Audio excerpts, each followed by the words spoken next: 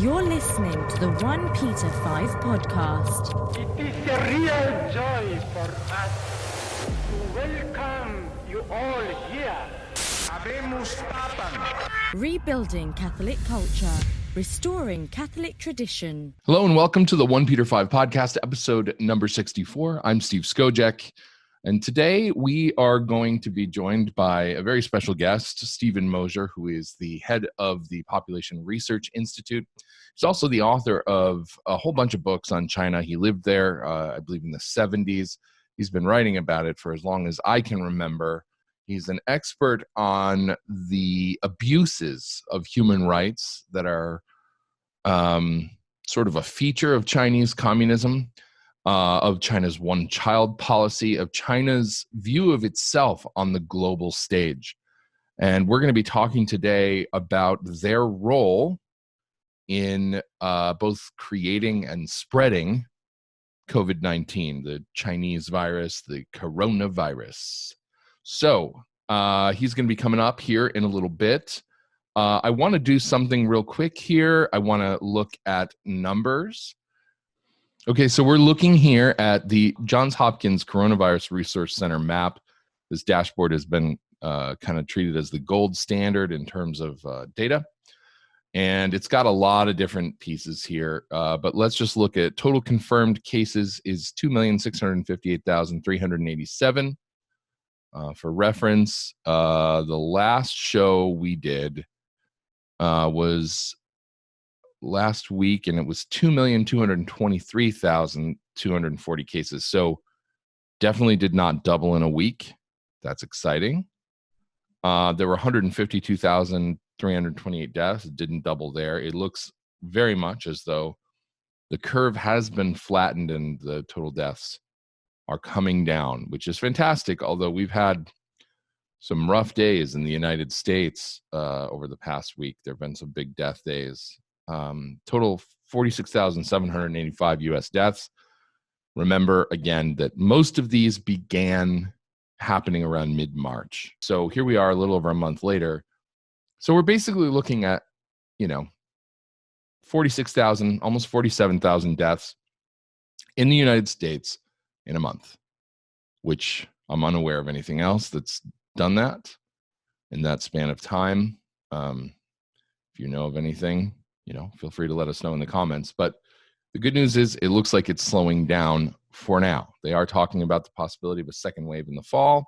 I don't think at this point too much speculative analysis is going to be helpful. Just as long as we're all stuck at home, I kind of wanted to take a look at this map and see where things are today. So look at that, already 15,000 deaths just in New York City. That New York's gotten hit so hard. So did I just say hitten? New York got hitten so hard. My grammar good. Okay, so that's where we are on the numbers. I'm not going to get into any detailed analysis right now because I'm tired of doing that, and I think you're tired of hearing it for now. A couple things I do want to talk about, though, relating to sort of life, the universe, and everything in the time of coronavirus. Yesterday, I had a very interesting experience. Well, let me start by saying the interesting experience sort of happened yesterday, early morning, over the course of the night. I dreamt. I've been having these sort of quasi-religious dreams lately, which I don't put a lot of stock in, but I don't have them very often. And I dreamt that for whatever reason, I was trying to find confession. Hadn't been to confession since, second week of March, back when this all kind of got crazy. And wasn't really eager. I haven't been eager to try to do these experimental drive-up confession things or whatever. I don't know. It's awkward, and I like going where I know how things are going to work. I don't like things that are changing on me. It's just, I like predictability is good. So I'd been kind of holding off on going, even though I usually try to go, every week or two. So yesterday, or the night before last, I should say, I'm having this dream that I'm trying to get to confession. And for some reason, I can't do it. Like every time I try to go to a place that's supposed to have it, then the priest leaves at the last second, or some kind of like, it just, the whole dream, it's hard to remember the details of dreams, and they fade, even after an hour or two. But the sense that I had was that I was just kind of in this chase to try to find confession. It was a chase dream. It was a quest dream.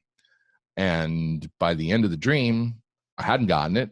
And I was feeling this urgency of like, this is really important. I need to be able to go to confession, and I can't because it's impossible. And then I woke up, and the first thought I had was, all right, God, clearly you're prompting me to go make this happen and overcome whatever reservations I have and do this. So there's a place that I often go, a little bit of a drive, but they have confessions on weekdays. And so I called them up, and sure enough, they still had their normal schedule of every day, Wednesday through Saturday confessions, which is fantastic because I know in a lot of places you can't get them. Availability here in Phoenix has been great. So I went down, and I took two of my sons who needed to go, and we all went down there. And first of all, we lucked out because there was no line. I mean, I pulled in and nobody was there. And usually, so the way this place works is they have sort of this long outdoor hallway under an awning where people wait. There's chairs and you can stand in line, whatever. And then you go into the little confessional booth, and then you would go into the chapel next to that to do your penance and etc. But instead, Father had brought a booth out curbside to the parking lot, and he had a thing set up that was kind of like a kneeler with, it wasn't a kneeler, it was more like a table with a plexiglass shield. And he was sitting on one side of it, and there was a chair on the other side. So you wind up kind of doing face-to-face, but whatever. That's what the circumstances call for, I guess, right now. And so you park your car, everybody stays in the car except for the one person. They walk over, they go sit down, and they do their confession outside. And you're 6 feet apart from the priest the whole time. And it was surprisingly natural. I mean, I worry because my voice carries, and I don't know who's lurking around hearing what I have to say, but whatever. It wasn't like I was St. Damien having to yell my confession across from one boat to another so that I didn't spread leprosy. But I want to say that it worked out fine, and it was a lot less of a nuisance than I kind of worried that it would be. I thought it would be sort of awkward. It wasn't. Father told me I lucked out because he said the previous Wednesday I would have had to wait for 2 hours, and the fact that I didn't have to was providential. Just got right in. So it was good because I needed to go. But I want to encourage you, if you've been holding off doing this, because the idea of this novel way of doing confession makes you uncomfortable. Look, a lot of people find confession to be a nerve-wracking experience. If you're a lifelong Catholic, it doesn't matter. Some people just go in and they don't think anything of it. Other people have a hard time going. It's hard to go in and go talk about the stuff that you did wrong as it is. It's, people with scruples, different reasons, people who are just have social anxiety. There's lots of different reasons why people have a hard time. I've never found confession to be easy to do, but I find it to be necessary. So it's sort of a dance of, I don't want to, but I'm going to go. It's just what I do. And I try to do it regularly because it helps to go as often as you can. But I'm here to tell you, as somebody who is, sort of introverted, who doesn't like worrying about the exigencies of a strange logistical situation, who likes predictability and a lack of change, go. Because it's actually not so bad. If you have a priest offering it and they've come up with a way, trust that they have figured out a system that's not going to leave you vulnerable and exposed, and everybody's going to hear you, and you're going to be safe. You're going to get your confession heard, and you're going to get absolved, and you're going to feel better, and you're going to have the graces you need, hopefully, to get through the situation that you have right now, especially without the Eucharist. The graces of the confessional probably go an extra mile. So I just want to encourage you, because I know I'm not the only one. There's no way I'm the only one who held off on doing it because it felt weird to do it this way. But it was fine. It was totally fine. Okay, so there's a couple more stories that are in the news right now that I want to discuss. The first of these is a report that came out yesterday from Church Militant about allegations of sexual abuse or cover-up of abuse from a number of priests of the Society of St. Pius X. Talking about this is agonizing because, there has been a social media war going on for the last week and a half about the status of the Society of St. Pius X. Are they in schism? Are they not? Are they canonically irregular? Yes, they are. But what does that mean? Are they suspended out of Venice or not because they have faculties for confessions and marriages, and they're allowed to offer Mass in St. Peter's in Rome? And what is the real status of their theological disputations with the Second Vatican Council? And what is it that they really think about the Novus Ordo? Do they think it's invalid, or do they think that you just shouldn't go and do all of them? Blah, blah, blah. It's endless. And I was involved in some of it, and I had to stop because it was making me crazy, because this is not a new debate. This has been discussed ad nauseum, argued about on every online forum, in books, in newsletters, everything you can think of for 30 years. More than 30 years. 1988 was when the consecrations were, so 32 years. And nobody's resolving anything. Here's the thing. Bishop Schneider did a visitation to the society on behalf of the Vatican. He was an official visitator in 2016. And he came back, and after that, he said that while everything within the society isn't perfect and there are some problematic attitudes, it was his position that the suppression of the society had been unjust, and that their theological position was acceptable for ongoing, discussions with Rome, and that in his view, there were no weighty reasons, this is what he said, no weighty reasons for them not to be regularized as they are, which had always been their condition. They wanted to be accepted into the church as they were without being forced to change. And what seems to keep happening is every time they start to have a dialogue with the Vatican and it looks like it's moving in a positive direction, and then the Vatican will change the rules at the last minute and say, oh, by the way, you have to sign this thing saying, you have to accept everything about Vatican II in the new Mass. And then they're like, we can't do that because we have objections, and this is what they are. So it's a lot of, I don't know, I feel like it's not honest dealing. I think the Vatican has chosen to keep them in limbo.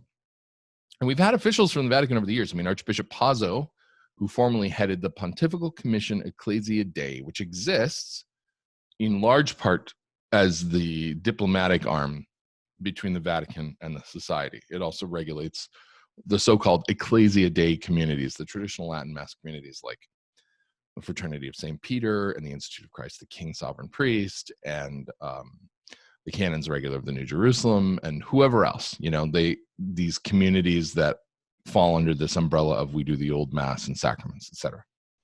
PCED was recently subsumed. I mean, over time, it was brought under the Congregation for the Doctrine of the Faith, and now I believe it's been technically abolished, and all of the duties just are now in-house within the Congregation for the Doctrine of the Faith, which, by the way, is an indicator in and of itself that the society is Catholic. This is not an interfaith or ecumenical situation. CDF only deals with Catholic issues, with Catholic congregations, with Catholic priests.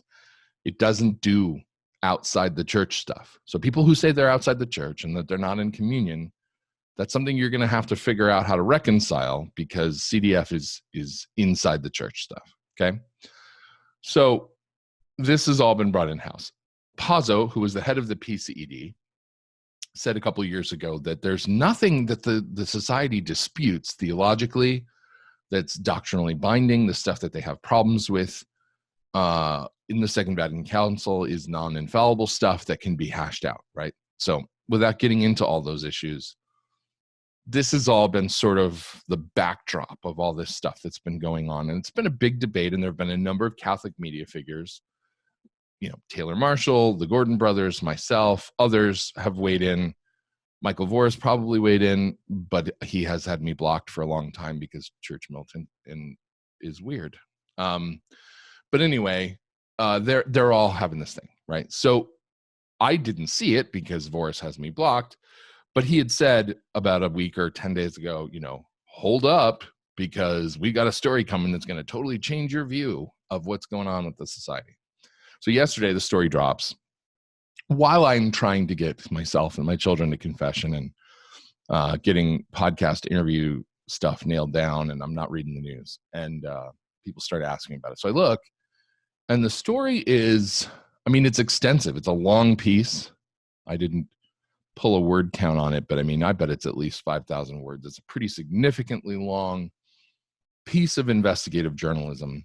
It's written by Christine Niles, who, by the way, she says yesterday in a social media post that she has no hostility to the SSPX, but she hates sexual abuse, and so she's going to do this thing, do this report.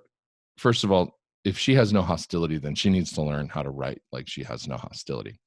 The headline for this article: Spotlight, SSPX sympathetic to perverts. But there's no hostility. And there's just pieces of rhetoric there. I don't have a problem with bias in Catholic writing. I don't consider myself a journalist. I don't consider myself an unbiased commentator.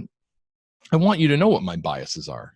I believe in Orthodox Catholicism. I believe in the traditional teachings of the church. I have suspicions of the post-conciliar experiment.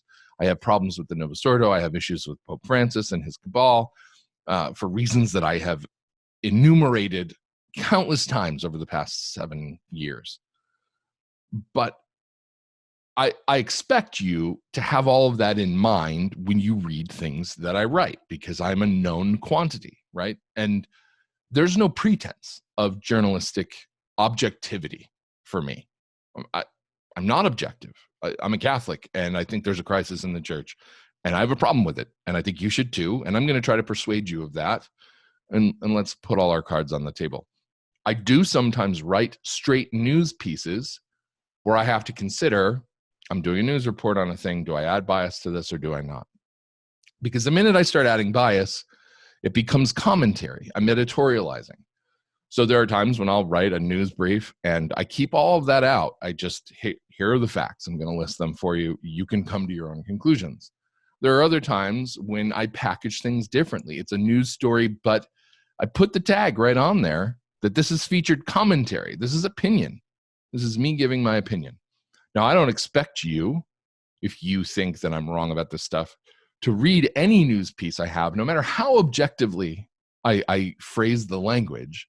I don't expect you to not double check me. You know that I have a bias. So if you think that my bias is over the top or that I'm not balanced, double check me. That's fine. I expect you going in. But when you say things like you have no hostility towards the society, when you work for an organization that has had a demonstrable, overt bias towards the Society of St. Pius X for years, and you've been attacking them, sometimes viciously, as an organization, and the man who is most associated with your media organization, Michael Voris, has been really hammering them for years, don't pretend that you're being objective. Just lay it out. Don't say no hostility, because it's there.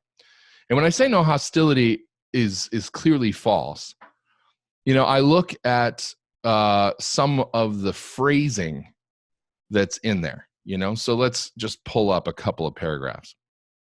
Here's one. She writes, this stuff that's going on is all hidden by a controversial society of Catholic priests, proving itself no different from scores of other dioceses it looks down on, all while draping itself in the pomp of traditional Catholicism, covering over a network of lies spanning continents. That is editorializing. When you're talking about them thinking they're better than everyone else, draping themselves in the pomp of traditional Catholicism as though that's false, they're just putting on airs. They're wearing a costume to disguise themselves. Or how about this? I felt like this was a shot at everybody on social media, myself included, who has been defending the theological positions of the society and sort of fending off this idea of schism, because I don't think they're in schism, even though I do think their canonical situation is problematic. She writes, the society is scrambling now, doing damage control, engaged in a charm offensive with supporters and donors, using whatever Catholic social media personalities they can dupe into carrying their water. You know me, I'm just a big fat dupe. Well, I'm big and fat, but I'm not a dupe. Sorry. I'm not being duped into anything. I'm not carrying anybody's water. I have informed opinions about the society, and I've been writing about them for years. So I don't appreciate that. So upshot of this is, I think that, let me back up.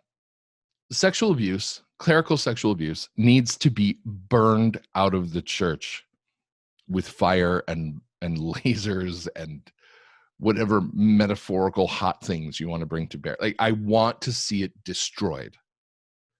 I think that one of the weaknesses of the traditional church was secrecy, was hiding criminal acts out of a fear of scandalizing the faithful. Thinking, as even Pope Benedict, I believe, wrote about when he addressed the sex abuse crisis a year or two ago, when they were having the meeting on that. There was just this sense that these guys could be fixed or they could be moved around. No, this is an affliction that is very serious. It is a fundamental moral defect that lends itself to all kinds of problems, and it has to be rooted out.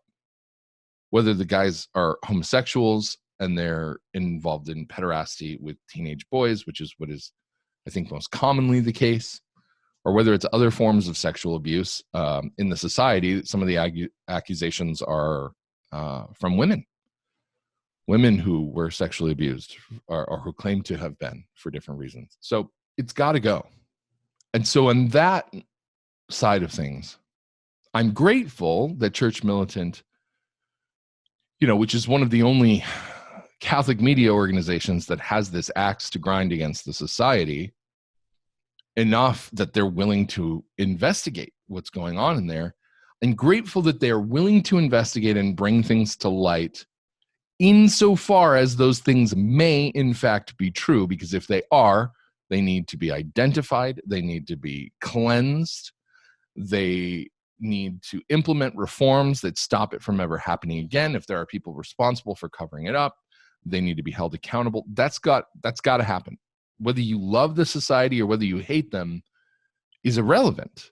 Justice demands that these things be addressed.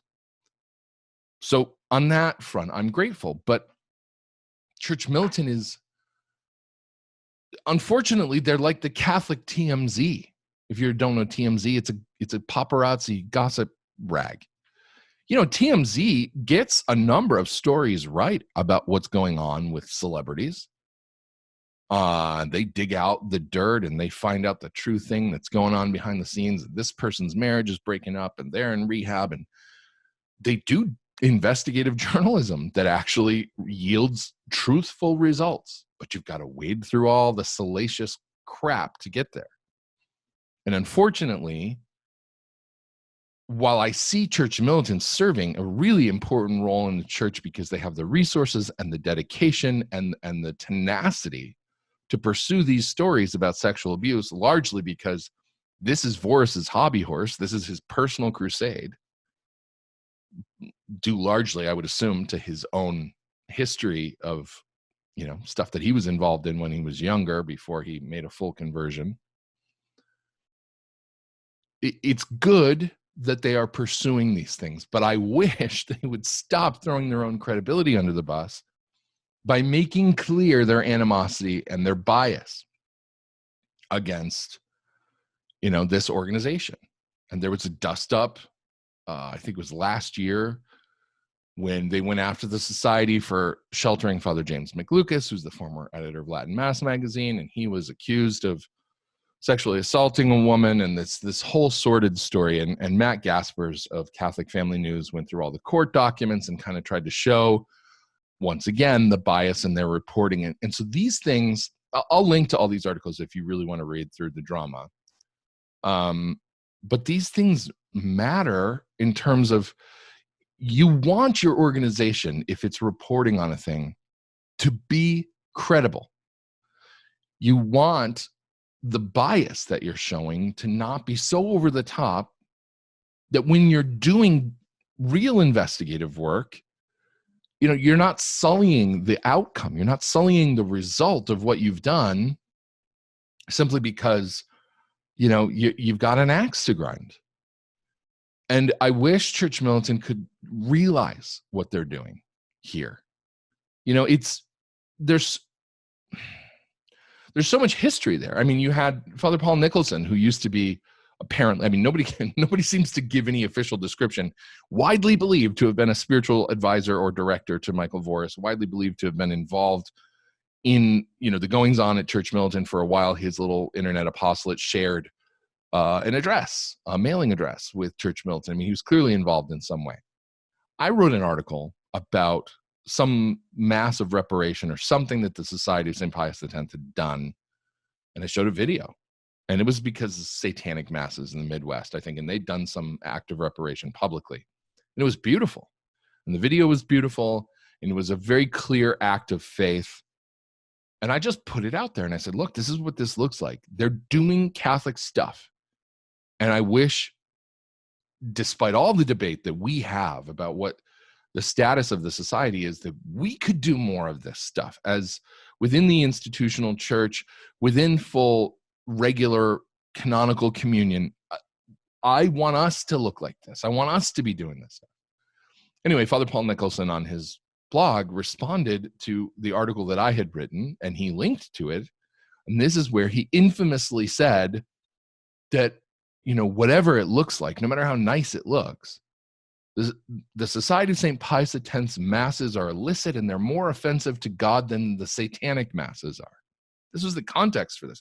Everybody remembers that he said it. Very few people remember why he said it. It was a direct response to something I'd written. So I have a history in this conflict. There is a history of Church Militant calling people like me and Michael Matt and everybody on the traditional side who was criticizing the Pope in the early years of the papacy. They called us spiritual pornographers. They had an editorial policy about this. They never apologized for that. When they decided to turn around and say that they could now criticize the Pope because, he had crossed over into this realm of protecting sexual predators, and so now it was some convoluted false moral justification of now it's okay to criticize the Pope, but before it was spiritual pornography. No, it wasn't. And of course, they don't just criticize him now just for the sex abuse stuff. They criticize him for theological stuff, just like we did. But there's the intellectual honesty of saying, hey, you know what? We got this wrong. We were trying to be careful. We didn't want to spread scandal. But we recognize now that the critics who were worried about this Pope and what he was doing were right. They were right to speak up. Canon 212, says that the faithful have a right. But they never did that. They constantly do this damaging stuff to their own credibility. And I think it's a shame because they're uncovering things that need to be addressed. So it's good work, but it's tainted with a bad reputation. So many of you will agree with me. Many of you will disagree with me. People talk about Catholic infighting, amongst the different media outlets and personalities. I would like us to all be on the same team, all be on the same page. But we've got to be honest about who we are, about what our biases are, about the mistakes that we make. We need to own it. We need to apologize when we get something wrong, because we do. We get stuff wrong. We mess things up. And when we realize we need to change course because we've made a mistake, be the man and just say, I screwed up. I'm sorry. Let's move on. So that's that. There's one other story I want to talk about before we flip over to the interview portion of the show, and that is that there is Rorate Caeli has an important document, a breaking story today about the possibility that Summorum Pontificum is under threat. The Holy See has actually sent a survey to bishops on the status of Summorum Pontificum. And so it comes under the Congregation for the Doctrine of the Faith letterhead signed by Cardinal Ladaria, who is the prefect. And the letter says, Most Reverend Excellency, 13 years after the publication of the motu proprio Summorum Pontificum issued by Pope Benedict XVI, His Holiness Pope Francis wishes to be informed about the current application of the aforementioned document. In this regard, this congregation, which has now been entrusted with the competencies of the former Pontifical Commission Ecclesiae Dei, I was mentioning that earlier, that those duties have been transferred, would be grateful to you for transmitting the attached questionnaire to the bishops of your country so that the required survey can be carried out in their respective dioceses. They want results of the survey by July 31st. I will link to this. I will link to everything that I'm discussing here in the show notes. If you're watching this on YouTube, if you're listening to this through one of the podcast apps, you've got to go to OnePeterFive.com under our podcast archives. It'll be there. This is episode number 64. It should be on the main page of the site if you're coming in the week of, right now, April 23rd. It'll be up on the front page. And you can find the links to all that stuff there. Okay, so the survey itself is significant. Let's look at the questions that are being asked. What is the situation in your diocese with respect to the extraordinary form of the Roman Rite? That's a vague question. How do you answer that? If the extraordinary form is practiced there, does it respond to a true pastoral need, or is it promoted by a single priest? I don't like this question. Does it respond to a true pastoral need, or is it promoted by a single priest? So the implication there is, do the people want it, or is there just some fancy schmancy priest out there who's too big for his britches, wanting this thing, this old mass that nobody wants, pushing it? Nah, this is not a good survey. Number 3, in your opinion, are there positive or negative aspects of the use of the extraordinary form? Very open-ended. Number 4, are the norms and conditions established by Summorum Pontificum respected? Number 5, does it occur to you that in your diocese, the ordinary form has adopted elements of the extraordinary form? These questions are leading. Like, is it a problem if the ordinary form has adopted elements of the extraordinary, or isn't it? Are they worried about communion rails and Latin? Are they worried about communion on the tongue? Are they worried about there not being enough altar girls? Number 6, for the celebration of Mass, do you use the missal promulgated by Pope John the 23rd in 1962? I mean, what else would you use? That is the currently approved missal. Number 7, besides the celebration of the Mass and the extraordinary form, are there other celebrations? For example, baptism, confirmation, marriage, penance, unction of the sick, ordination, divine office, Easter Triduum, funeral rites, according to the liturgical books prior to the Vatican Council II? There should be, because all those earlier sacramental forms are more potent in the old rite. Anybody who's been to an old rite baptism doesn't need to see it twice to know that it's better.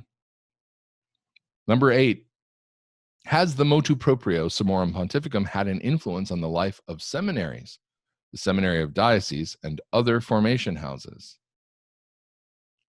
One could only hope. And number 9, 13 years after the motu proprio Summorum Pontificum, what is your advice about the extraordinary form of the Roman Rite? I don't know what they're expecting to get back from this. There are bishops who appreciate and promote the traditional Mass and sacraments. There are bishops who tolerate them, and there are bishops who hate it and want to see it suppressed. So the kinds of responses that they're going to get back are going to be very subjective on an issue that's very objective. This is a legitimate form of the Roman Rite. It has and enjoys immemorial custom. It has never been abrogated. I would argue that it cannot be abrogated. It is nourishing the faithful. The traditional parishes are thriving. They're growing by exponential amounts. They're also giving a lot of money. Somebody was telling me today, and I can't verify it, that traditional Mass parishes give 3 to 4 times as much per capita as standard Novus Ordo parishes. I can't verify that. I don't have the statistics on it, but if it's true, I mean, it wouldn't surprise me. They're thriving. The people believe in giving to the church. They believe in giving their sons to the church as vocations. Fraternity parishes frequently have vocations at a rate that outpaces most else that's going on in the diocese. Traditional Mass is the future of the church, and maybe they're scared of that. Maybe they want to shut it down. I don't know. I know that's what people are going to think, and I got to admit, I don't like these questions, and I don't like where they're coming from. It's possible that this is really just an exercise in curiosity and to understand the state of things. But, all of this is why it's important that this stuff that's going on with the society gets resolved. Because for many of us, even those who have not ever gone to the Society of St. Pius X, because we believe that their canonical status represents an issue, and we're exercising prudence and we're erring on the side of caution, that's our safety net. That's our plan B. The society's the bug out bag for the traditionalists who know that it's possible that everything they have currently under this existing structure of Summorum Pontificum could be taken away. I'm not going back to the Novus Ordo Church. I'm not doing it. I left it 16 years ago, and I've never looked back. There have been times where I have had to go, and as time goes on and I become more and more steeped in the theology of the traditional liturgy and sacraments, I feel like I'm at a Protestant church when I go to the Novus Ordo. That's how I feel. Some of you watching this are going to be offended by that, and I apologize. But when you study the changes in the Mass, and when you just experience the contrast, the difference in anthropology and in psychology and the orientation of worship, and just you're entering a very different religious experience when you go to the old Mass versus the new.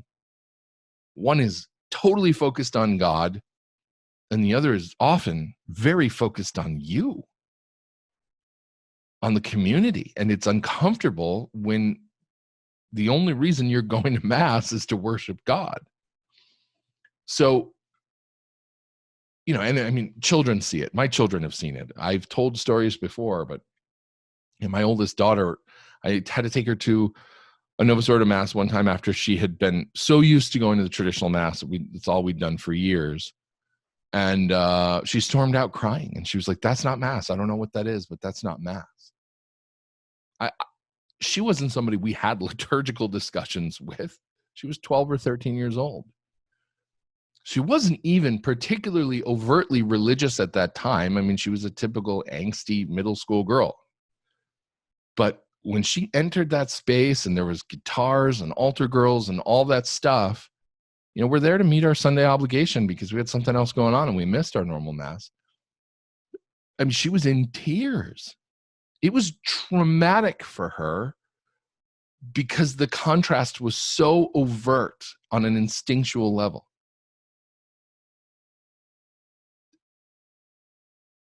You can't unsee that once you see it. You can numb yourself to anything, but you can't unsee it. So I would love to see the society sort this stuff out. I would love to see them regularized, but within a structure that they are not under threat of having the rug pulled out from under them. We need a lot of what they have to offer. And while they can be construed at times as rebellious and disobedient, and there's merit to some of those arguments, I see a little too much Stockholm syndrome within the Ecclesia Dei's communities within the church sometimes. Too much sense of we could lose everything we have if we don't keep our heads down and be good little soldiers. And it's pockets. It depends on where you are. It depends on the personality of the priest. It depends on the formation that they had. But an integration of those two elements, like let's have a fighting spirit, but let's also remember that docility and obedience to the church is part of the long-standing Catholic tradition of the saints. It's what God wants. He demands obedience.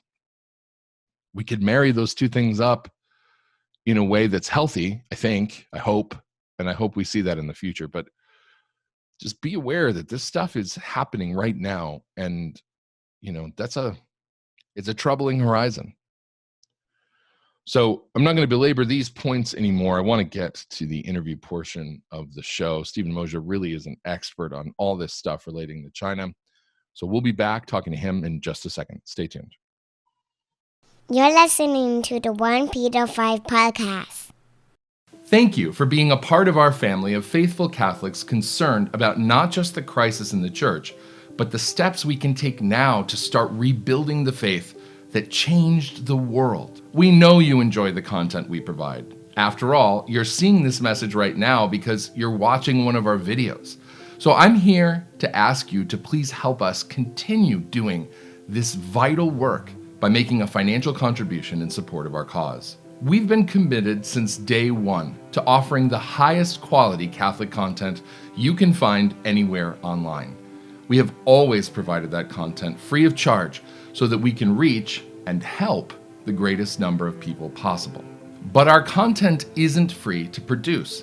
We have a team of very talented individuals who work every day, writing and editing articles, producing videos and podcasts, putting together graphic design, answering emails, managing everything that goes on behind the scenes of a publication like ours. With millions of readers, listeners, and viewers around the world, we're confident that our modest fundraising goals are always within reach.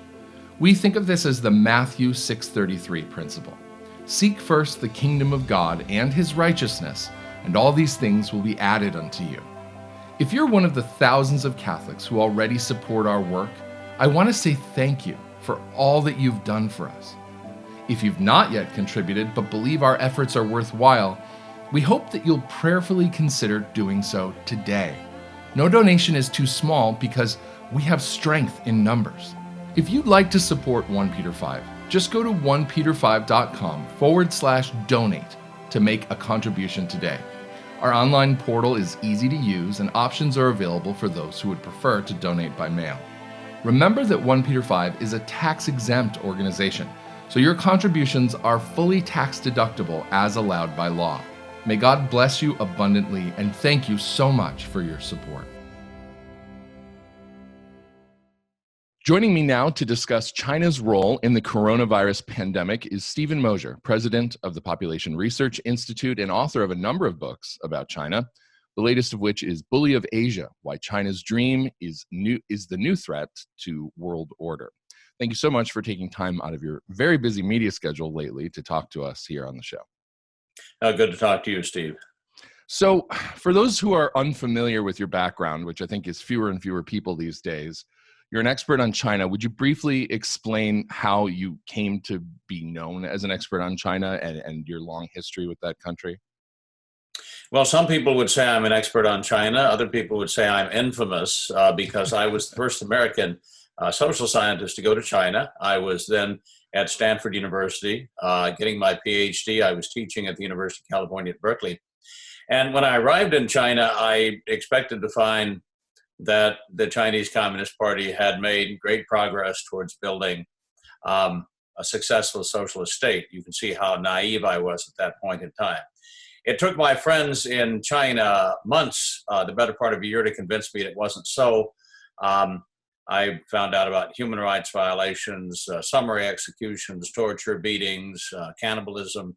And of course, I was there when the one-child policy began, and I saw women arrested for the crime of being pregnant without the permission of the Chinese Communist Party. I saw them locked up for weeks, months on end, coerced into abortions they did not want. I was in the operating room when they were given forced abortions. And that was all, as you can imagine, an eye-opening experience in many, many respects.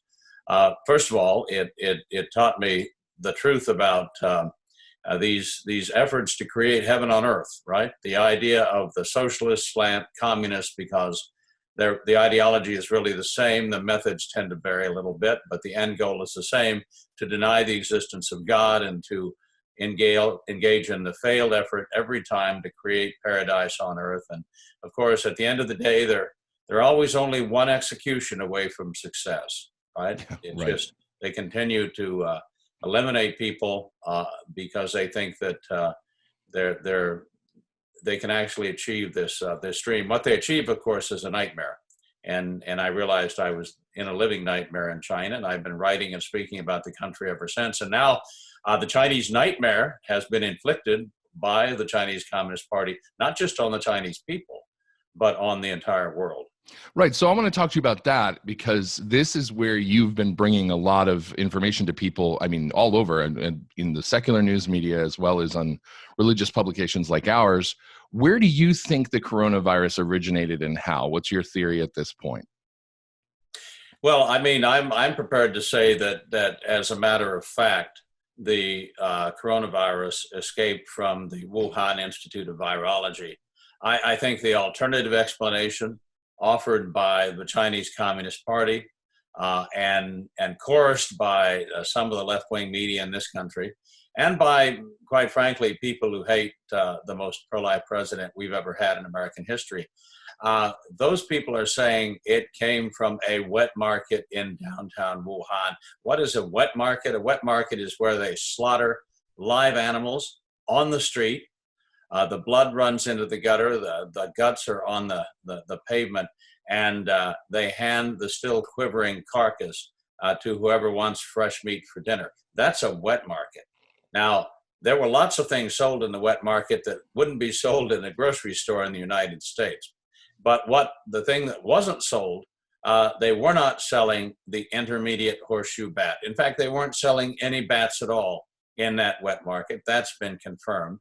And I think the best evidence that the Chinese Communist Party is telling a fairy tale when it says that the virus jumped from a bat to a human at the wet market in Wuhan is the party reopened the wet market.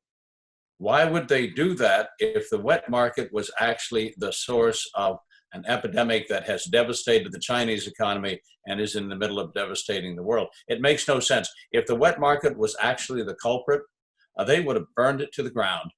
There would be nothing left there but a desert. And they've reopened it. So we also know this. We know that there were Chinese researchers collecting thousands of bats from caves 1,000 miles away from Wuhan and bringing them to the Wuhan Institute of Virology and to another lab to do what? To do research on them. So there were thousands of bats not at the wet market. They were in labs a few hundred yards, a couple miles away from the Wuhan wet market. They were extracting from these bats hundreds, we believe 1,500 coronaviruses. Now, everybody now knows what a coronavirus is, don't we? Mm-hmm. The major carrier of coronaviruses that we found in the wild is the intermediate horseshoe bat. They were extracting coronaviruses day and night from these thousands of intermediate horseshoe bats. And somebody was pouring one virus from one beaker into another and got infected. That's how this began. There's no question it was a leak from a lab. So, I mean, so many people right now are still parroting the party line from China. They're parroting their information. They're parroting their death statistics. You've pointed out that you've caught them in a number of lies. I don't even know how many at this point. what is it about Chinese culture that lends itself to this kind of deception, just sort of across the board deception? Is it just atheistic communism? Does it run deeper than that? How much skepticism should people have when they're trying to gather information about what's going on right now? Well, you have to understand that lying without blinking, which is the Chinese phrase, is a Chinese Communist Party art form. I mean, this is Communist Party members, to the extent they believe in the ideology, are living a lie. They believe there's no God. That's obviously not true. They believe they can create heaven on earth. That's obviously not true. They believe that they can fundamentally change human nature. That's obviously not true. So their ideology is a lie. So it's no surprise that when they put that ideology into practice, they find it necessary to lie. The whole idea that, someday we're going to lead the country now, but someday we, the ruling elite, will fade away, the government will fade away, and we will all be equal. That's the fundamental Marxist-Leninist lie. Right. They're very much more equal than others in that famous line. Some animals are more equal than others in that famous line from Animal Farm. Yeah. So lying is an art form to the Chinese Communist Party. They lie to the Chinese people all the time. So that's where the culture of lies and deception comes from. It comes from this ideology. It comes from the Chinese Communist Party. There are a lot of Communist Party members in China, 94 million members of the Chinese Communist Party. I had no That's, idea about 7.5% of the population. So they're out there fabricating stories about what happened in the Wuhan lab. And I have to tell all Americans who are listening that you may have heard that the Chinese Communist Party was at one point a few weeks ago saying that the coronavirus, the China virus, let's call it, came from the United States, and it was a bioweapon developed by the United States Army, and it was brought to China at the International Military Games in late October, and that's where the epidemic began. Okay? They were chided in public by President Trump, and he called President for Life Xi Jinping and said, knock it off. And so publicly, the Chinese Communist Party has not been saying this. Privately, in China, they have told the 94 million members of the Chinese Communist Party, and they are still telling them this, that this was a bioweapon developed by the US Army that was deliberately released in China to poison the Chinese people. They've told party members in China this. They've told party members to use their social media platforms to spread this rumor among the Chinese people. There is a lot of hate and anger in China today towards the United States, because some people, not all, believe this ridiculous story that the China virus was actually developed in a lab in the United States and used to poison the Chinese people. That is the exact mirror image of the truth, Steve. Right. And this in itself tells you where the truth lies. They're blaming us for what they did exactly. So what's their motivation for that? I mean, are they just trying to create a global conflict? And where is the end game going with this? And tied to that, I would say, there are two other questions I think are really significant here. How many people in China do you think really died? And then you say that you actually think they intentionally spread it to the world after they shut down travel within their own country. So can you talk about those pieces? Yeah, the easiest question to answer, Steve, is whether or not they deliberately spread it. They knew, let's go back to December. They knew in December they had a serious problem on their hands. The National Health Commission of the Chinese government sent a delegation to Wuhan to investigate this novel coronavirus that was sickening and killing people in Wuhan. Came back to the central government, reported to the leaders of the Chinese Communist Party. The first thing they did was not notify the world, not notify the Chinese people about this dangerous new virus. The first thing they did was lock down the military bases in the city of Wuhan and in the surrounding province of Hubei.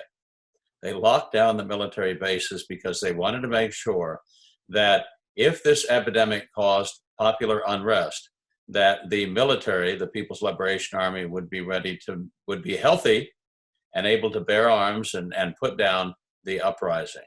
So their first thought and their first thought in every circumstance, but their first thought in this circumstance was to preserve the power and prestige of the Chinese Communist Party. A few days later, the National Health Commission held a meeting. The Communist Party leader in charge of it, because look, the Communist Party is in charge of every institution in China, whether it's party institution, government institution, private institution, there's always a party representative. Even in private companies, there's a party secretary, and he basically runs the company to make sure that it doesn't deviate from the party line. So the party secretary in charge of the National Health Commission said this: our first priority is the party. Our second priority is quarantine. Our third priority is safety, that is working towards a cure. But the first priority, by far and away the most important, was to preserve the power and prestige of the Chinese Communist Party. So they knew they had a dangerous epidemic on their hands in very late December, early January. They didn't tell the Chinese people until January 23rd. During that time, Chinese from Wuhan and from Hubei province went all over the world and went all over China. Then on January 23rd, they shut down the city of Wuhan. They shut down rail traffic, plane traffic. They shut down the roads, completely cut off the city from the outside world, except they let flights from Wuhan continue to fly to foreign destinations.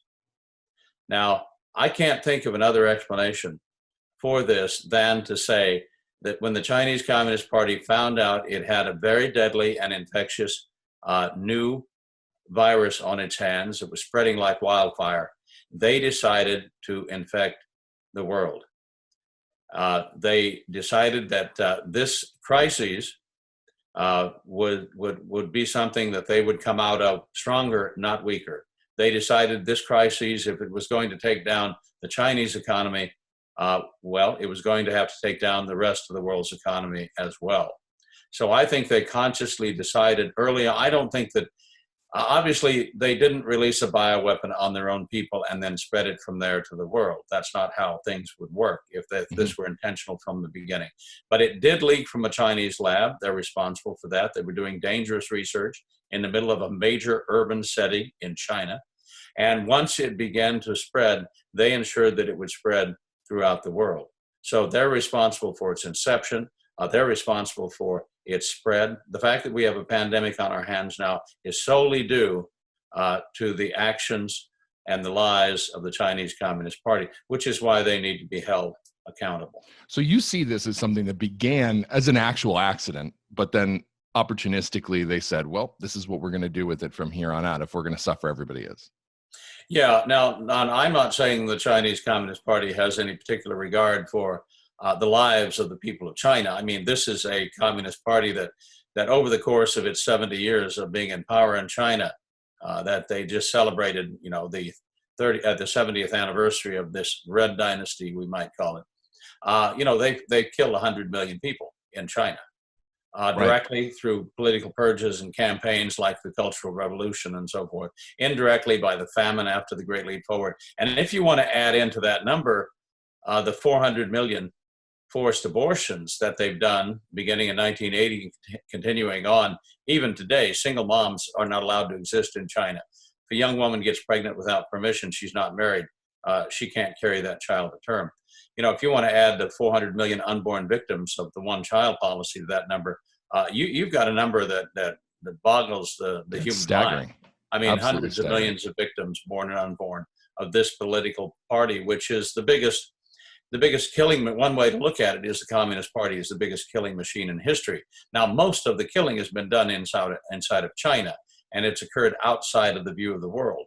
We used to talk about the bamboo curtain behind which the party operated. Now, of course, we've got a kind of high-tech Great Wall where news and information in China is censored, and it's getting increasingly difficult under the age of Xi Jinping to find out what's really happening on the ground in China. So you talk about their institutionalized disregard for life, which you've written about for decades. I think most people in the Catholic world are aware of this.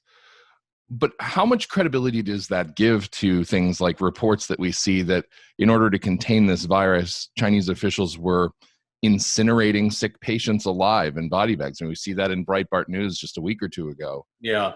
Is it believable? Well, it was reported by Radio Free Asia. Now, Steve, I was on the commission in the early 90s that set up Radio Free Asia. What is Radio Free Asia? Well, it's our Asian equivalent of Radio Free Europe, which broadcast to the Soviet satellite states of Eastern Europe years ago, and Radio Liberty, which broadcast to the Soviet Socialist republics before that country collapsed. So Radio Free Asia broadcasts news and information about what's happening in China back to China's to bypass the state censorship, right? So Radio Free Asia for me is a credible source. They have great contacts on the ground in China, and those contacts reported that interviews with people in the city of Wuhan who lived in and around the 7 crematoria in the city, there are a few more out in the suburbs, said that screams could be heard coming from the crematoria when some of the incineration was being done, and the bodies were being incinerated from January 23rd until the end of March, 24 hours a day, 7 days a week. Now, if people want to know how many people died in the city of Wuhan from the China virus over the course of that month, you can't believe the official figures. The official figure put out for weeks was 2,535. You see, I have it memorized. Yeah. And then suddenly last week, because it didn't change. They increased it by 50%. Right now it's 3,850. Where did the 50% come from? They said, well, we found people dead in their apartments. Well, I'm sure they did find people dead in their apartments, but I think the number was a lot greater than that. But simply from the calculation of the fact that the ovens in Wuhan were burning corpses 24 hours a day, 7 days a week for a month on end, tells you that the true number of deaths was closer to 45 or 50,000. So, and that's just Wuhan. We don't know about the rest. That's just the city of Wuhan. Now, we know Wuhan had a very severe epidemic, but we also know that right now in what we used to call Manchuria, what the Chinese call the Northeast, the provinces of Heilongjiang, the city of Harbin, and others up in the far north of China, is in the grip of an epidemic as well, which the Chinese Communist Party is trying desperately to hide because it conflicts with their new narrative, which is, yes, we had the China virus, but we, due to the superiority of socialism, were able to control the China virus. And now the only cases in China are those that are brought in by infected, dirty foreigners. So there's a lot of prejudice in China today against foreigners, especially people from Africa, but also Europeans, barred from restaurants, yelled at in the streets. Why? Because the Chinese Communist Party is telling people in China that foreigners are bringing the disease to China. That's obviously not true. But back up to what I said earlier, it's obviously not true that this was an American bioweapon unleashed on the Chinese people to poison them. So they still have an epidemic in China. They still have hotspots in China. But their narrative is our system is superior. The U.S. is suffering the worst epidemic from the China virus in the world because of the chaos of democracy in the free market. And that system is obviously failing. Ours has succeeded. Turn to us as a model for how to run your country. Oh. Well, okay, so let's talk about the geopolitical implications of this. I mean, in a recent column, you compared this to Pearl Harbor on a larger scale. I don't know if that was your comparison or if you borrowed it from someone else, but I did read it in something that you'd written. So we don't think that the virus was released intentionally as a bioweapon, but they certainly wanted it to spread to sort of even the playing field. I mean, to me, that sounds like an act of war. Is the world prepared to call them out? Where do we go from here? Well, people are now for the first time in large number paying attention to China. And, I think it's a healthy thing that most people in the United States go about their daily lives, taking care of business, taking care of their family, helping their community, going to mass on a regular basis, and without paying too much attention to politics. Politics should not be all-consuming. When politics becomes all-consuming, it takes us away from the really important things in life, which is, God and family. Sure. But in but you have to in this circumstance where we're suffering from a global pandemic because of the actions and inactions of the Chinese Communist Party, everybody is focused on China for the first time.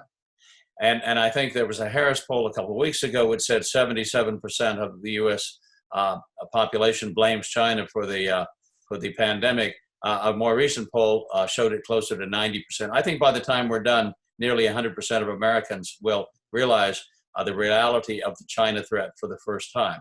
So that's what I mean by saying that this is China's Pearl Harbor. A lot of people in the 1930s and early 40s weren't paying attention to Japan's expansionism in the Far East because that was far away from the United States, and they were just living their daily lives. Then came the attack on Pearl Harbor, and all of a sudden, Americans woke up to the threat from that island nation, and we responded by defeating Japan in the Second World War. The China coronavirus, which it has unleashed upon the world, is, I think, the pandemic equivalent of Pearl Harbor in that it will wake up Americans to the threat from China, and we will take action across all domains, not the kinetic. We're not going to start firing bullets at each other unless China attacks one of its neighbors. Then we might be drawn into a conflict. But we're going to counter China's Cold War against us on trade. We're countering their Cold War attack on us in terms of espionage and cyber espionage, the theft of intellectual property. China's been at war with us for a long time. Americans didn't pay attention in 1991 when, after the collapse of the Soviet Union, Deng Xiaoping called together the senior leadership of the Chinese Communist Party and said, the old Cold War is over, America has won. The new Cold War has now begun, and China will win this one. China has been in a Cold War with us, and they've said so for almost the last 3 decades. And we've ignored it. We've gone along our merry way until now. So I think that this is another Pearl Harbor, a wake-up call for America. I think it's China's Chernobyl in the sense that they brought about a disaster on their own people, which Chernobyl was for the Soviet leaders, right? That reactor meltdown in the city of Chernobyl, which killed so many thousands of Russians and Ukrainians, delegitimized the Soviet regime. It told the Soviet people that this regime was a threat to their very lives. Well, the Wuhan flu is a threat to the very lives of the Chinese people. Only the latest in a large number of threats from the Chinese Communist Party. But the difference is, in the case of Chernobyl, huge clouds of radioactive fallout went up in the air, and they were blown by the winds into neighboring countries. In the case of, and the winds blow where they will, so you can't blame the Soviets for the fact that the winds blew some of the fallout to Germany. I mean, they're responsible for the accident, but not for the winds, right? In the case of China, they're responsible for the accident, and they allowed planes filled with people who were unknowingly infected with the China coronavirus to fly to different parts of the world. That's deliberate. That's not the winds. Those are planes that were vectored to places like Milan, Italy, to New York City, and to other parts of the world, and which carried the virus with them. So this is China's Chernobyl, but it's worse than Chernobyl. It's a declaration of biological warfare on the world. Do you think it could be the beginning of the end for the Chinese Communist Party? Well, we have to hope so. I mean, this has been a disaster for the Chinese people from the beginning. Certainly, the Chinese Communist Party is very, very worried about a possible popular uprising against its rule. There is now, I understand, serious factional maneuvering going on in Beijing. Some senior officials in the Chinese Communist Party and in the government have been arrested. One suspects they've been arrested because they may have been plotting against President for Life Xi Jinping. Xi Jinping is being blamed for this by a lot of people in China, inside the party and out, because after all, he's the supreme leader of China, and he's the one who decided to allow the planes to continue to fly. He's the one who decided that China would lie consistently from the beginning, and still lie today about how many cases they have, about what the nature of the China coronavirus is, about the actions or lack of action they took in the early days, about the fact that they brought in the World Health Organization and told lies to the World Health Organization, and then got the World Health Organization to lie for them. We had a study, I think, out of the University of Southampton last week, which said that if the Chinese government had been transparent about the coronavirus from the beginning, 95% of the deaths could have been averted. That would mean that the China coronavirus are our shores. Well, I think that now more than ever, people should be reading your books. You've been beating this drum about China's role in the world for as long as I can remember. I mean, you gave a speech in college when I was there 20 years ago with your book, Hegemon. Now, the latest book, Bully of Asia, Why China's Dream is the New Threat to World Order. Everybody should take a look at that. Stephen Moser, thank you so much for taking the time to talk to us today. And it's right over my left shoulder, Bully of Asia. It's got a picture of the Chinese red dragon on the cover. And everyone now knows who the Bully of Asia is, don't they, Steve? Yes, they do. And we will link to that in our show notes to make sure that people can find it. No problem. Thank you so much. Good to talk to you this morning. All right, take care. All right, everybody. Well, that was going to be all the time that we had. And in fact, I had already recorded the closing to this podcast. And as I was editing the show, something came out that is relevant to what we've been discussing in the first part of the show, dealing with the allegations of abuse against the Society of St. Pius X. So the Society has issued a response to Church Militant. And I want to read a few excerpts of it to you before we close out here, because this is breaking news. It's happening now. And as soon as I'm done recording this video segment and chucking it in the timeline, I'll be exporting this podcast and publishing it. So it'll be out here soon. I say this to myself. For you, it's happening now because you're not sitting here editing. Okay, U.S. District response to Church Militant. On April 22, 2020, the website Church Militant published a story against the Society of St. Pius X with the inflammatory title, SSPX, Sympathetic to Perverts. It really was a crappy title.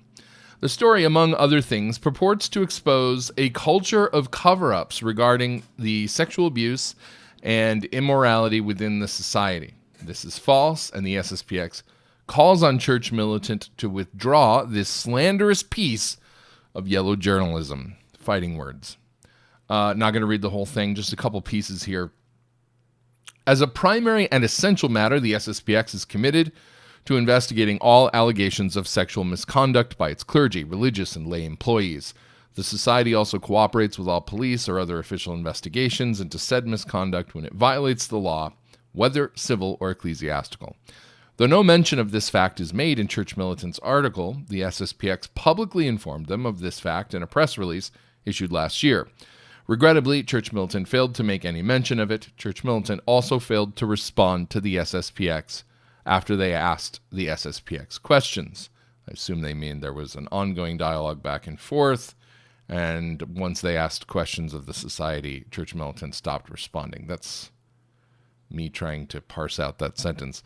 Similarly, Church Militant implies without evidence that there are numerous investigations against SSPX clergy currently underway in the United States. Justice and Charity demand that the society not disclose publicly the nature of any investigations, both to protect the good names of the innocent and the privacy of alleged victims.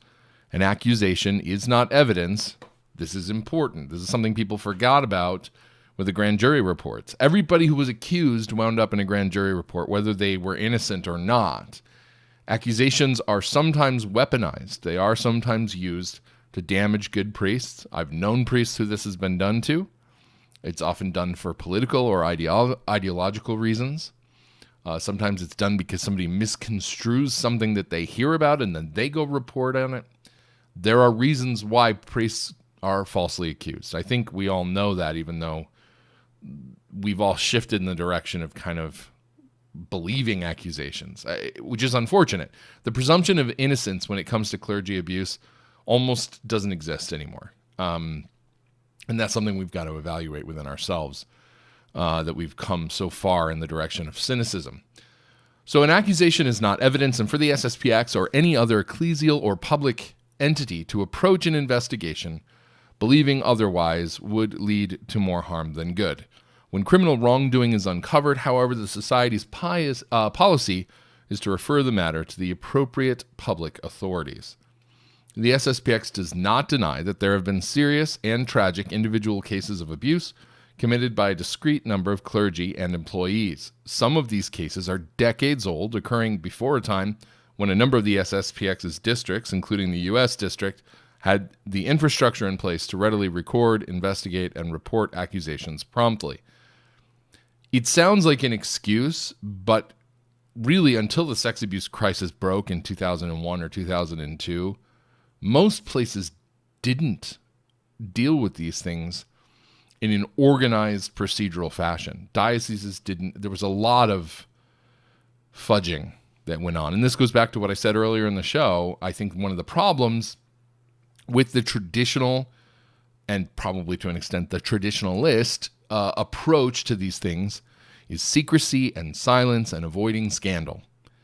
And so things got done behind the scenes, and there wasn't a lot of transparency. So reading that into this, they say the situation has since been rectified, and the U.S. district continues to update its internal policies to put them in line with best practices. Just a little bit more. I mean, they're really firing hard here at Church Militant. Through the Church Militant story, it wishes to expose a culture of cover-up in the SSPX. Instead, it exposed its own gross lack of ethics when it took private internal correspondence, which was accidentally sent to it, and quoted from it out of context. I have to admit, it's amusing. If you've ever gotten correspondence from anybody at Church Militant, they have the non-enforceable legal disclaimer at the bottom that warns people that all the communication is confidential and, it's against the law for you to put it out there. So it is a little ironic that they would do that to the society, but be that as it may, they did. Even so, as the quoted passages make clear, the discussion did not center on covering up any public wrongdoing, but focused instead on how to best respond to Church Militant's inquiries. There's stuff in the email, again, you've got to read the story. There's stuff in the email that doesn't look good, but it's also taken out of context. And something people need to understand is that internal communications and external communications within an organization are different. I worked in corporate communications and public relations for years. They're strategizing. They're trying to understand, how do we tell the story publicly? What parts of the story are we allowed to tell? What does the outside world know? If we say this, what are the implications of that?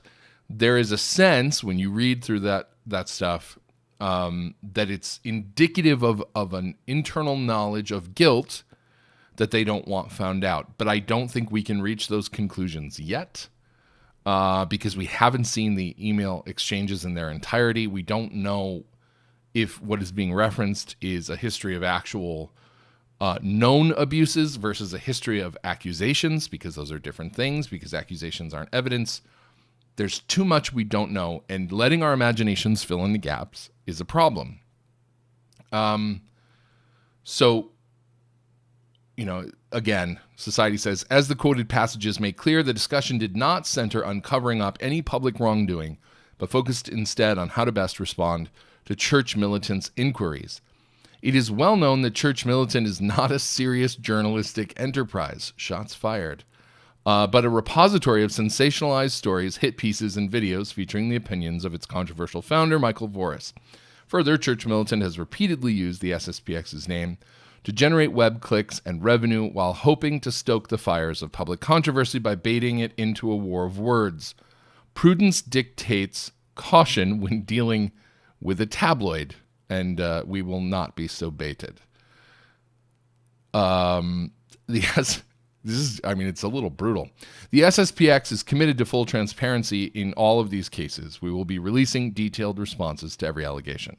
Okay, so without making this podcast go on extraordinarily long, because usually this is just my quick closing segment, this is why I say it's a problem that Church Militant has this addiction to sensationalism, and they'll publish gratuitous reports. I mean, I remember they published this report about Father Rosica, which they had a long battle with, and then he was disgraced, and he was found to have plagiarized stuff, and he went away.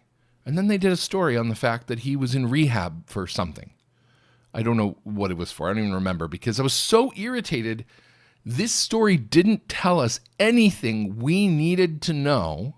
It was just needlessly revealing this man's faults and failings. He's already defeated. He's already out of the Vatican communications apparatus. He's already, had his life's work disgraced because of the plagiarism. And then it's like kicking him while he's down. So there are these moments where you see these things that they put out. They put out a report saying that Cardinal Wuerl had fled the country when the McCarrick thing was happening. And it turned out that, Wuerl hadn't really gone anywhere. It was just the details get lost in the sensationalism. And then it's like the next story and we're just moving on. And it creates a problem. It creates a credibility problem. It creates an opportunity for the society when they fire back to say things like yellow journalism and tabloid journalism and not a serious publication. You paint a target on yourself when you do that stuff. And it's a danger for all of us in this alternative Catholic media sphere. We have to be careful about being overly sensational. And it's challenging because you're slinging opinions, that's the thing. But when you're mixing opinions in journalism, it creates issues. So now we've got these two sides of the story. Society says they're committed to full transparency. They're going to be releasing detailed responses to every allegation. I hope they do. I hope we see more context for these emails. I have to tell you, their communications director, who's featured in the story that Church Militant did, James Vogel, I've known him for years via, online and phone calls. We've talked to each other a bunch of stuff. Always seemed like a very cool guy, was always trying to get an opportunity to meet up at a conference or a different thing. But we've talked about a lot of stuff. We've talked just professionally about communications work and things like that. And I've come to believe that Jim is a man of integrity. I don't think he'd willingly cover up for anything. We didn't get into it in detail over the phone because, he's in a position where he's got to be careful what he says, and I'm in the media. So I'm not going to put leverage on that friendship to dig in because I just don't think that that's ethical. That's my take on it. But he's told me he doesn't have anything to hide, and that's a good sign. And so I really hope this transparency gets brought out.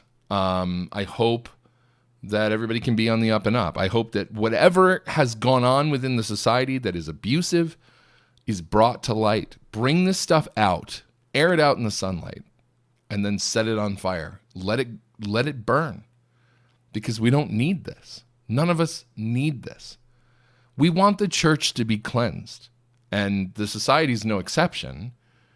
And it all reminds me way too much of my time with the Legionaries, because it's really hard for people who have been ingrained with this idea that this thing that I am a part of, which is so much better than my experience of the church around me. If I go to my local parish, it's fruity and crazy and, clown masses and glad tambourines and whatever.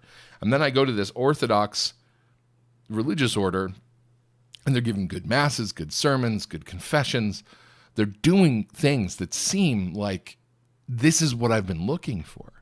And then when you've got to come face to face with corruption within those institutions, it can be devastating. And it's like right now, the analogy that I used earlier today is it's right now the world feels like it's drowning and the water level's coming up and there are fewer and fewer islands and people are becoming territorial over the little bit of dry land that's left. They don't want to believe that these last apparent bastions of truth and goodness, even though we know every organization has its issues, are filled with this kind of corruption. So I hope, for the sake of, those who are attached to the society and the good that they do, and for the sake of fewer victims, that a bunch of this stuff isn't true. I hope that it's not true. I don't want it to be true. But if it is true, I hope it gets cleansed. In this battle that's going to go on back and forth between the society and Church Militant it's long overdue. Have it out. And hopefully you guys can, be great if you could come to a position of mutual respect. I would love to see that happen. I know I'm smoking something, but still, it would be nice because there aren't that many of us on this side. It's less than 10% of Catholics around the world, both in the traditional and the conservative camps, that give a damn about orthodoxy, that care about not using contraception, that care about going to Mass every Sunday and holiday, that think they should go to confession before they receive the Eucharist. It's less than 10%. It could be significantly less than 10%. There aren't a lot of us. And the landscape around us is strewn with so many non-negotiable principles that are unique to each of us that we have so many hills we're willing to die over, and we fight. And I get it because I've done it. And I mean, to an extent, I'm doing it today, right? I'm critical of the way Church Militant handles stuff. I think that they're hurting their own cause. But I would rather be on the same team and share the same non-negotiable principles and know that we're not going to stab each other in the back in the foxhole, the minute that the shelling stops from the much more dangerous advancing army, And this has always been the problem with Unite the Clans. To unite the clans, you need two things. First of all, you need a common cause, and we don't have that. We have a common enemy, not a common cause. Secondly, as somebody said the other day, you need a William Wallace. You need a Braveheart.